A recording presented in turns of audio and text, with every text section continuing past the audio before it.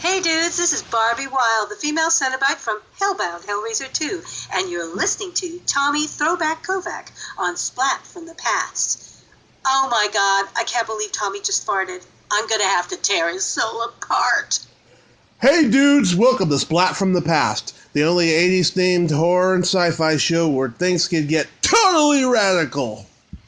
Now today, I will be welcoming a star from Wes Craven's very first film, The Last House on the Left, Marc Sheffler, the guy who played Junior. I'm having him on the show today to talk about the making behind that movie and how he decided to get out of acting and become a comedy writer after that, which is a very interesting leap, I think, because he started out as an off-Broadway actor, then made that movie, and then got into comedy writing. It's a very interesting career, so I'm going to find out how that came about. And I can't wait. The second interview of today's last day of Halloween October on Halloween. So yeah, here is my interview with Marc Sheffler.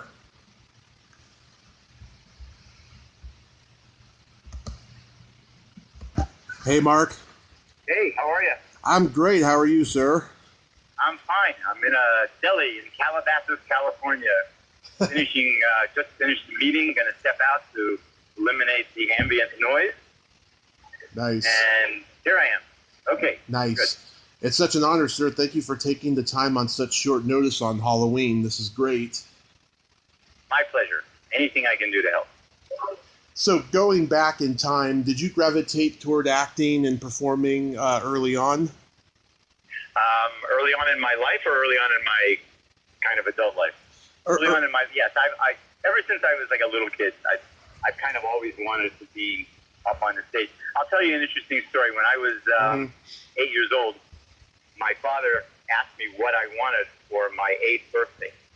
So I said, the Three Stooges. and he got them for me. He hired them to perform at my 8th birthday party. And I have pictures and, people who were there, kids, friends of mine are still alive now, and they remember. So during the course of the event, they brought me up on stage with them, and They dubbed me the Fourth Stooge. And since I knew all their bits from watching them on television, I just slipped right into it. And I remember the feeling of being up on a stage, holding a microphone in my hand, saying things into that microphone, having people laugh, and feeling really, really good about it. Oh, you are so lucky. I'm a huge Three Stooges fan. Was it Curly Joe Dorita? Yes, it was Curly Joe Dorita. Yeah. Oh, my God. You're so lucky. God, do you have pictures from it? I have one really cool picture, which I'll post online. I've already posted it online. I'll repost it. Oh, that's so cool. That is so cool. Wow. So did you do plays in school first? I did. I studied at the Pittsburgh Playhouse. I'm from Pittsburgh, and was on stage there, I guess, in my teens. And just, kind of like not a class clown kind of person, because I took it a lot more seriously than that, I guess. Yeah. I don't know. I just kind of like evolved into who I've always was meant to be. Wow.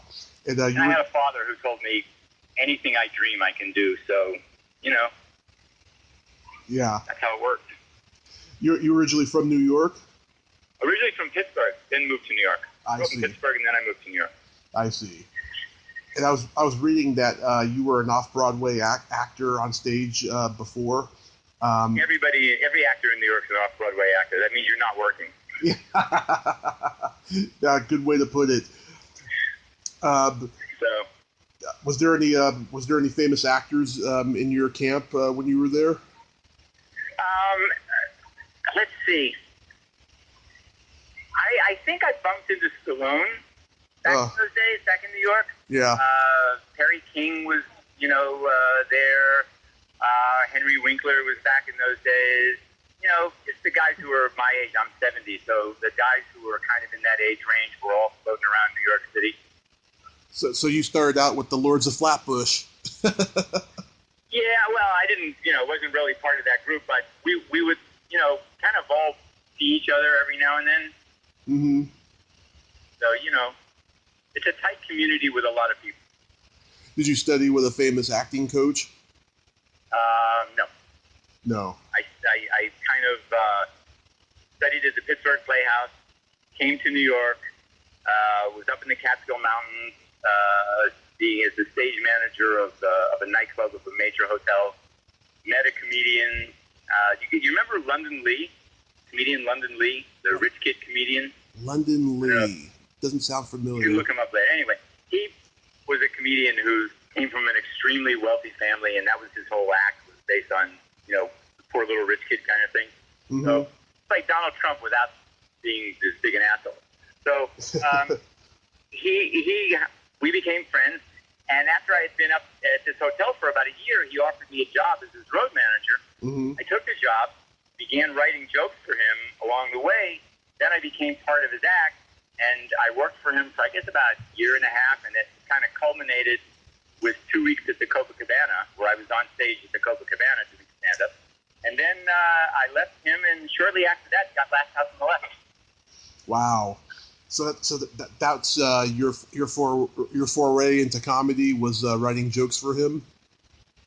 Well, I'd initially always just wanted to be a comedian. I never thought about being anything more than a comic actor or a comedian. Mm-hmm. So I went to the Catskills to kind of begin my training on that. At that time in the 60s, that was the Catskill Mountains. That was the heart of stand-up comedy in the United States. Mm-hmm. Yeah, before Johnny Carson moved to L.A. Yeah, of course. That's right. That's exactly right. So how did you get cast as Junior in Last House on the Left? I had a manager. I was managed by the same company that managed Tom Jones and Engelbert Humperdinck, Lloyd Greenfield Management. Mm-hmm. The guy who was a manager within that company, Dick Towers. I walked into the office one day, and he said to me, hang on one sec, I got to say goodbye to somebody. Okay. I'll look for a Monday in your email. Okay. So I gotta walk back into this restaurant for a sec. Okay. So anyway, I got a call from him to come to I came in, and he said, look, there's a movie part for you. Go down to this address off of Fifth Avenue. This address off of Fifth Avenue. Mm-hmm. And see two guys. One's name is Wes, and the other's name is Sean. Right. Who am I sent to? So, I go down to Sean's office on 45th Street, off of between 5th and 6th, and I announce myself. I meet these two guys, Wes and Sean. I read a scene, and in case anyone's curious, the scene that I read was a scene in the bathroom where I'm throwing up, and then, the I'm sorry thing. So I had no idea what to expect. I said goodbye, thank you, went back to Dick's office, and by the time I had gotten back to Dick's office, they had already called and said, that's the guy we want. Wow. How was Wes as a director? Well, that's a difficult question for me to answer completely, because you have to remember that this was Wes's first picture. So He wasn't Wes Craven then. Right. He was Wes. And he was a good storyteller. You could tell that Wes had a concept of what a story was and how to tell it. And he had a very clear vision of what he wanted to do and why he was making the movie. Right. But he didn't, to be perfectly honest, he didn't have the chops on his first film that he had on most of his other films, because he kept learning and learning and learning. So, but he was a wonderful guy. I need to bring that out. Oh, yeah. Wes was just the loveliest, kindest, sweetest guy. And I saw him about a year before he passed. Mm-hmm. And we had a lovely conversation and kind of hugged each other and laughed about what's happened and, what life has given us. And, Yeah. then I heard I was out of the country, and then I I landed at LAX, and I turned my phone on, and I saw it, and I just got so sad because he was a good guy. Yeah, I've never heard anything bad about him. Everybody I've talked to that worked with him say he was just a great guy. He was very open to suggestions, very compassionate, all that stuff. Now, Sean S. Cunningham, on the other hand, I heard he's, all about the money and all that stuff. Was he like that at that time? Okay, so I'll answer that with a joke. Okay. All right? Okay. All right. So I get my first paycheck, Mm-hmm. and we shot the movie in Westport, Connecticut. Right. I get my first paycheck. I jump down to Manhattan to go to the bank to cash the check. When I get to the teller, the guy says to me, "How would you like this, sir? Heads or tails?" Oh, my God. That answer your question? Yeah, pretty much. Was it a grueling shoot? Was it like freezing cold? I don't know how old you are, but if you imagine you're 20 years old, or 20, I think I was 21 years old. Mm-hmm. You're in Connecticut with a bunch of people. You're smoking weed. You're hanging out. You got girls. You're fooling around. You're messing around. Yeah. Spending some time during the day shooting some film. You're walking around through the woods having fun. Was it grueling? No, man. It was a fucking amazing experience. Yeah. It was like unbelievably cool to be doing that. We had no idea what we were doing. We had no idea what it was going to look like. We had no idea what it was going to become. All we knew was that we were there doing it, and we were having a ball, except, those people who were being terrorized by Hess. Other than that, it was okay. Yeah. This was a couple of years after Night of the Living Dead and just a couple of years before Texas Chainsaw Massacre. Everybody was trying to, do the next big thing in low-budget horror, and didn't quite pull it off. I mean, everyone was doing the same kind of, Manson family-based, Yeah. stories of hippies and cult stuff, It was a strange time for horror at that time. It was. And for whatever reason, the universe decided that Last House was going to redefine it. Mm-hmm. Lucy Grantham, I heard she really peed herself in that scene. No, she didn't. Oh, she just said she did? No. You want to tell you how that was done? Uh-huh. Okay, so you take a large sponge, natural sponge. Yeah. And you soak it in water. Mm-hmm. And then she puts it in her underwear. And when she gets the cue to pee, she squeezes her thighs together, and it looks like she's peeing. Oh. That's how that effect is done. Okay. She didn't pee herself. I can 100% tell you that. Okay. Whatever happened to Sandra Peabody? I mean, I think she's a little embarrassed by the movie. That I heard that, and I heard she was, and I don't know this to be true, Mm-hmm. I only know it's what I heard, that she is teaching acting someplace up in Oregon. Yeah. And that's literally all I know. I heard Oregon is a place where a lot of actors go when they can't get work in L.A. or New York anymore. Yeah, I guess, Yeah. I don't know. You had young Martin Kove in the movie. I heard he's a really nice guy. Marty's is a sweetheart. Still good friends. Been friends ever since. Plays a really good bad guy in everything he's in. Yeah, and that's to say, that's acting, because Marty is just the sweetest guy. That's cool. Did you see the 2009 remake? I didn't see it until I had to see it. I got hired by a magazine in England, an online horror film magazine, and they came to me to write an article comparing the two films. So I saw it, and I wrote an article, and they liked the article, and that's that. Are you asking me if I liked it, didn't like it? Yeah, did you like it? No, I didn't. me neither.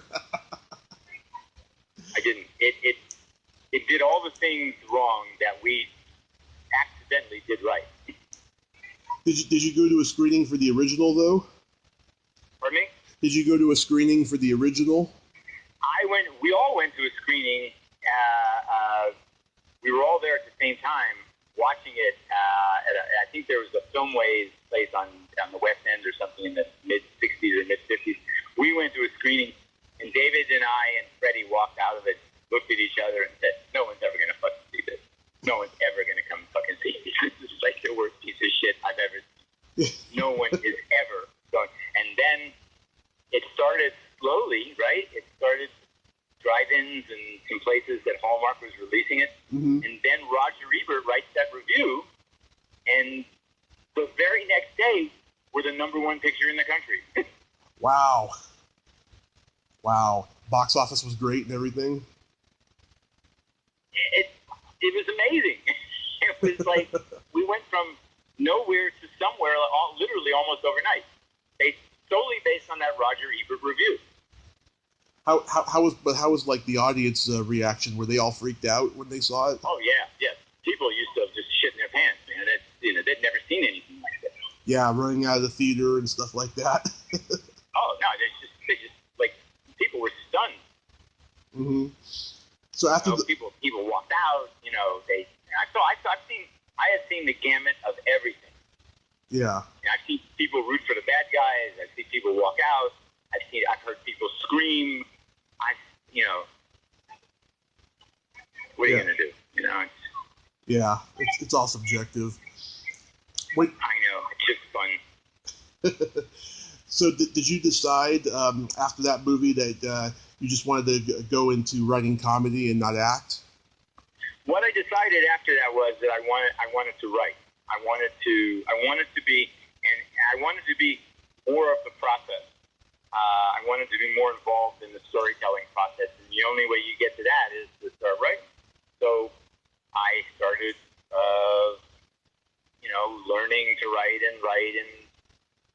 and then I had the way I became a writer is kind of weird. Mm-hmm.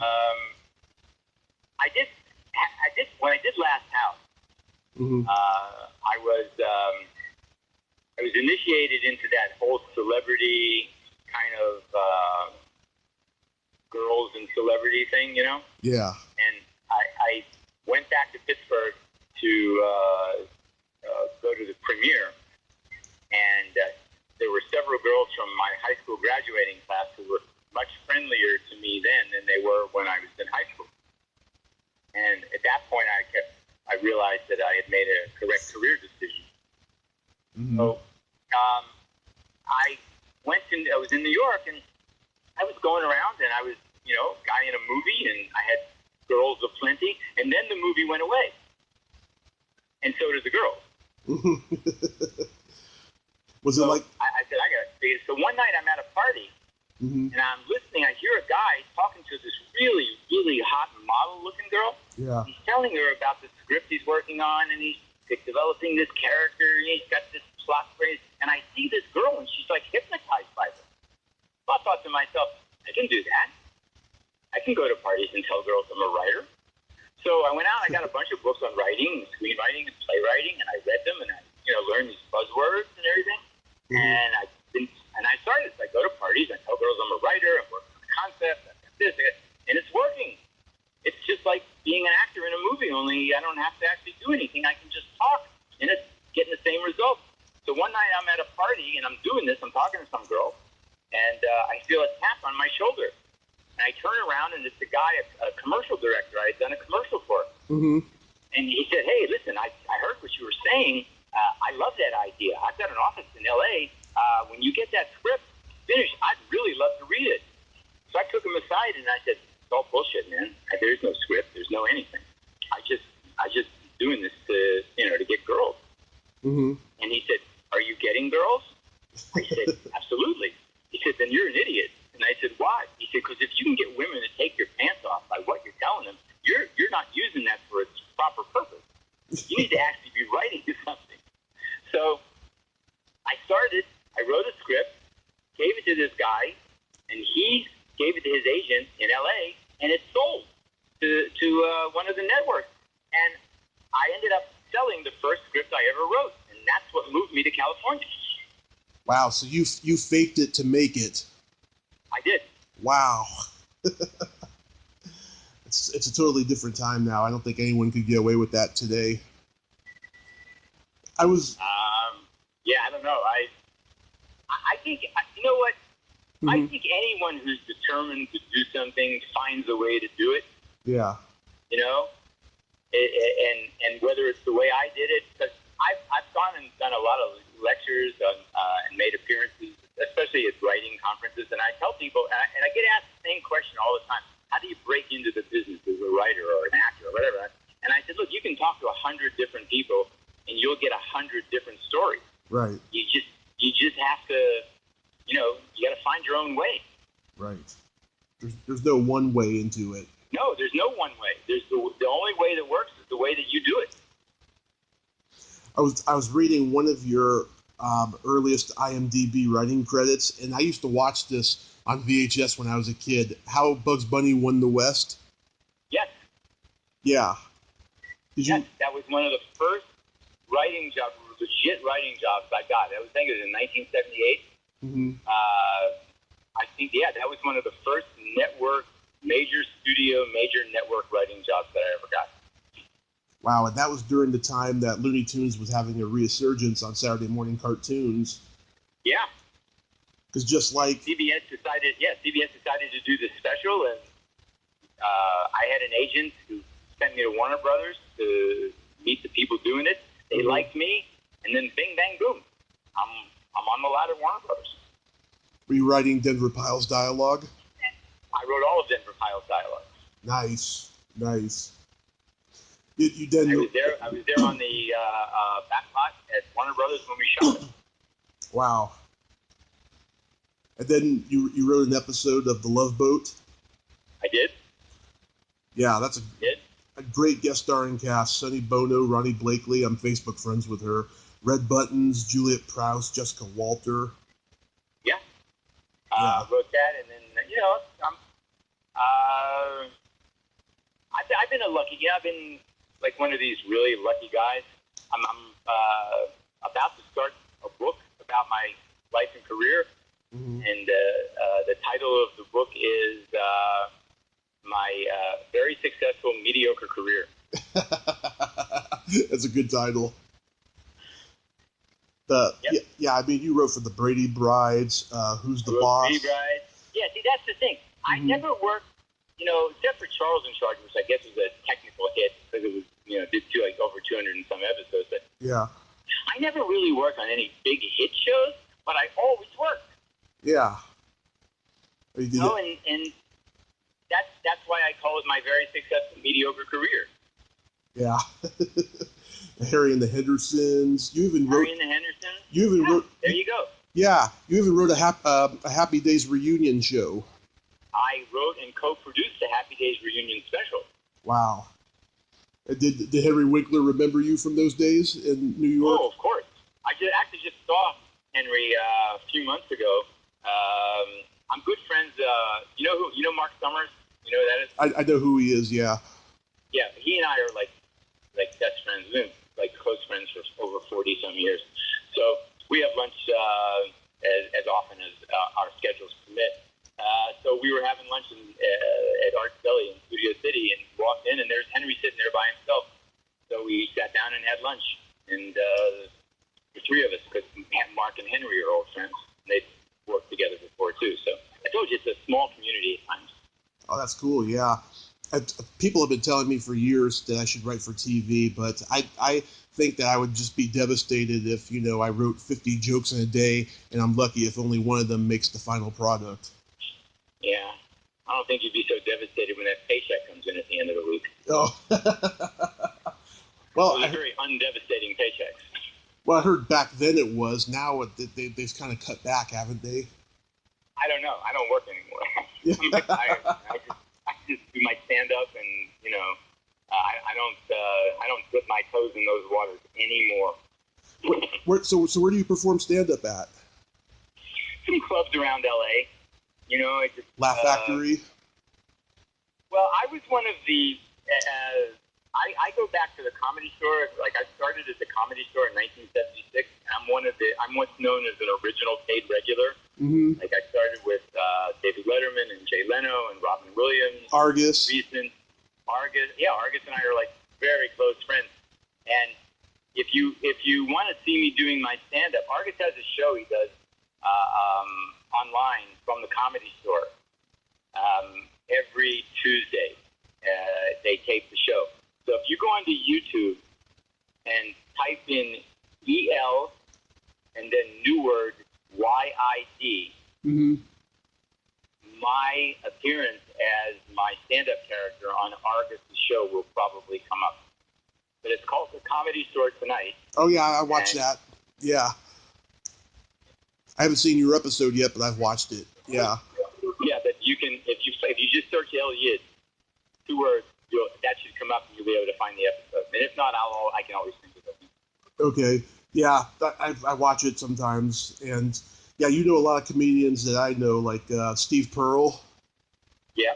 One of the funniest guys. We just lost Johnny Witherspoon the other day. Oh, yeah, John Witherspoon died the other day. That was really sad. Yeah, Spoon was a good guy. Yeah. He was a really, really good guy.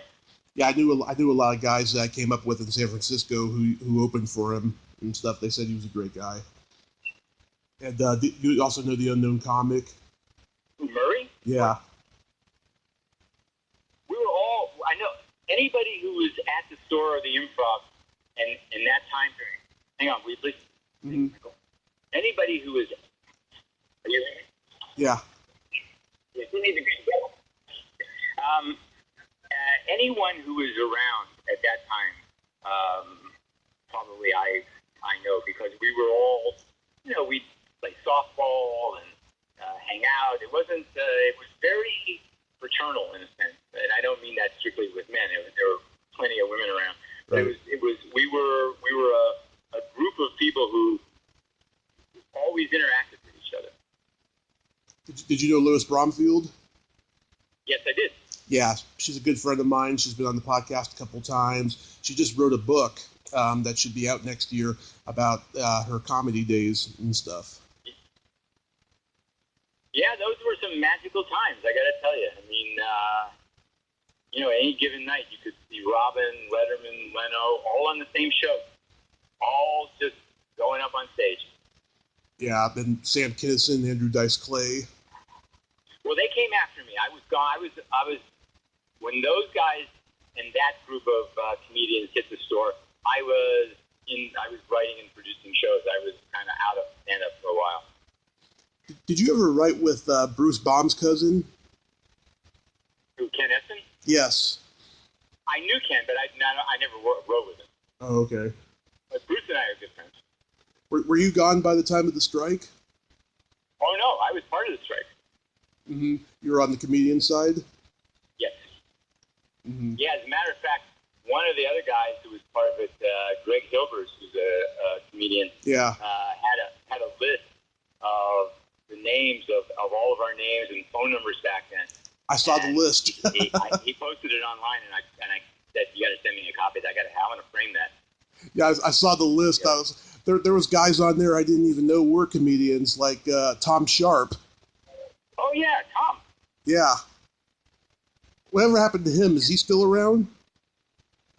Probably somewhere. You know.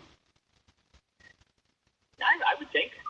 Yeah, he was a brilliant guy when he do those commercials and stuff. He had that dry delivery. Yeah. Mm-hmm. He was a very funny guy. Yeah, he had that kind of dry Midwestern, almost like Tom Lehrer kind of attitude about him. Yeah. So do you have any upcoming projects or anything besides your stand-up?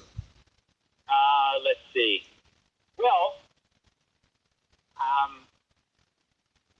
I don't know. I have a manager, somebody who represents me, and I've just come out of a meeting with him and a very close friend of mine who I hadn't seen in a long time, who was once a really, really big-time network executive. And they're talking to me about a show that I did like 25, 30 years ago, a pilot I wrote, that they want to revive. So it's either yes, I am, or it's a couple, 3 old guys pretending to be who they used to be. I don't know. I don't fucking know. Yeah. So the answer to that is I have no idea if I have any projects other than my stand-up coming up. Okay. Do you ever get invited to horror conventions because of the Last House on the Left? I get invited to lots of horror conventions because of that. Mm-hmm. Do you go to them? Yeah. Oh, sometimes. Yeah, mostly. It depends. The last one I did was a couple of years ago. I did Texas Frightmare Weekend in Dallas. Oh, yeah. That was amazing. The people who run that, they just they really know their business. They just knock it out of the park. So Heard that's a good show. I've done Chiller a few times for Kevin Clement, who treats me well, and yeah, whatever. It depends. If my wife wants to go, then I'll say sure, okay. You ever do Buster Palooza? I've never done that one. I go every year. That's a good show. But I heard Texas Frightmare is a really good show too. I'll go there someday. Yeah, Texas Frightmare is if you're into that, that's one you should go for sure. Mm-hmm. Absolutely. Well, Mark, I thank you so much for taking the time today on Halloween to do the interview. Well, listen, my pleasure. It's amazing to me that anyone still wants to hear from me. You're a very funny guy, and I appreciate it so much. You have yourself a great day and happy holidays, and hopefully I'll meet you at a convention someday. Absolutely. You take care of yourself, man. And I'll post that Three Stooges picture when I get back home.